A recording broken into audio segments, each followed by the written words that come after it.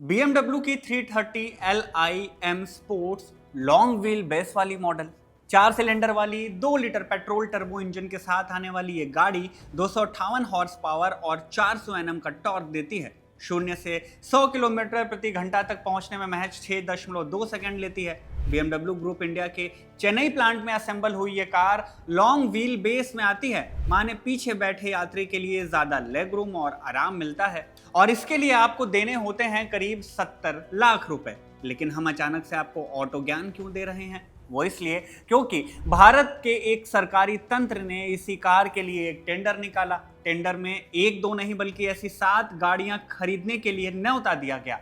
कार्यालय भी कौन सा, पीएम सीएम या फिर किसी मंत्रालय का नहीं, बल्कि इन सब पर नजर रखने वाला भारत का सर्वोच्च भ्रष्टाचार विरोधी लोकपाल कार्यालय। मीडिया रिपोर्ट्स में इसे भ्रष्टाचार विरोधी संस्था की अपनी प्रशासनिक और लॉजिस्टिक व्यवस्था को मजबूत करने का हिस्सा बताया गया। लेकिन इस टेंडर के सामने आने से अब सियासी बवाल शुरू हो गए हैं। टेंडर के लिए दी गई नियम और शर्तों में ऐसा भी क्या लिख दिया गया कि राजनीतिक गलियारे में इसे लेकर विपक्ष के नेता भौहें सिकोड़ने लगे। कोई इसे सदस्यों का ऐशो आराम कह रहा है तो कोई पीएम मोदी के विजन का ही विरोध करने वाला कह रहा है। क्या है इस टेंडर से उपजा टेंशन? इस वीडियो में सभी सवालों के जवाब तलाशेंगे। नमस्ते, मेरा नाम शुभम है और आप खबरगांव देख रहे हैं।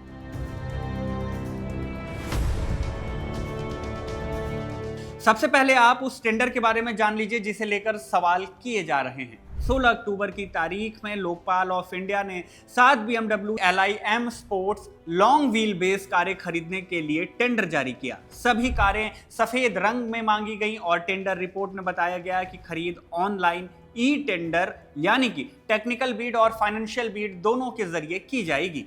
टेंडर में साफ लिखा गया कि कारें लॉन्ग व्हील बेस मॉडल और सफेद रंग की होनी चाहिए। कंपनी की वेबसाइट के मुताबिक एक कार की ऑन रोड कीमत दिल्ली में करीब 70 लाख रुपए है।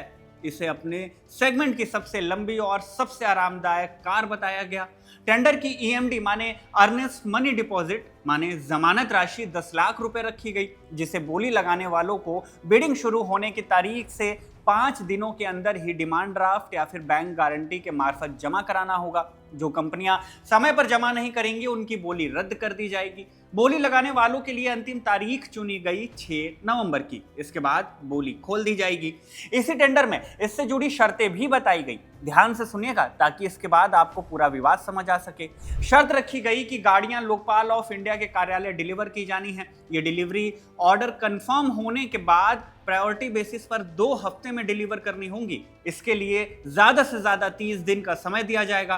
टेंडर नोटिस में साफ शब्दों में लिखा गया कि समय बढ़ाने की अनुमति नहीं होगी। कार्स की बिडिंग के अलावा इसकी ट्रेनिंग को लेकर भी शर्तें रखी गईं। द हिंदू की एक रिपोर्ट बताती है कि लोकपाल ऑफ इंडिया ने डिलीवरी के साथ ही ट्रेनिंग की शर्तें भी रखी हैं।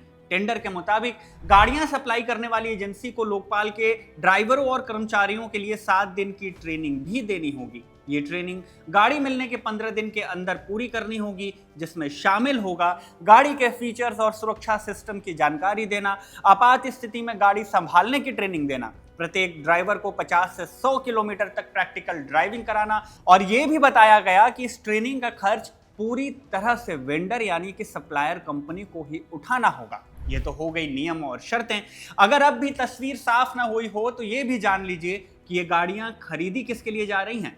टेंडर में साफ तौर पर लिखा गया कि ये गाड़ियां लोकपाल के चेयरमैन और संस्था के अन्य 6 सदस्यों के लिए खरीदी जा रही हैं। ये संस्था है क्या, इसके बारे में भी बता देते हैं।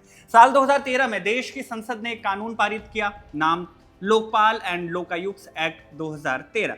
इसी एक्ट के तहत साल 2019 में एक संस्था बनकर तैयार हुई जिसे कहा गया भारत का लोकपाल कार्यालय। ये एक स्वतंत्र संवैधानिक संस्था है।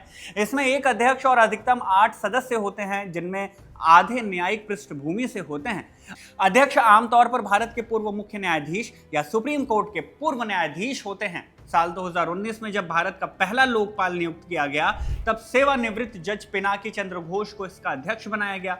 वर्तमान में ये कुर्सी सुप्रीम कोर्ट के सेवानिवृत्त जज अजय माणिकराव खानविलकर के पास है।